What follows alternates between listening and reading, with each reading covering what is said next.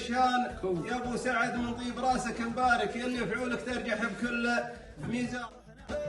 ابتدينا بعد ما جال الهواجس انطلاقه واستعنا باسم خلاق الملا يوم ابتدينا بعدها يا مرحبا مثل المزون المستساقة مرحبا ترحبة عاجلة ولا فيها طفاقة من حواليها سلام الله وبرد وياسمين. سلام له اهل الطائف يجون يدوروا العلاجات عندنا ورغم قصورنا انه يا موظفين ولكن المواطن ما يلقى الا الكمال لانه كان حريصا على ان المواطن يجد طلبه ويجد من يخلص مراجعته.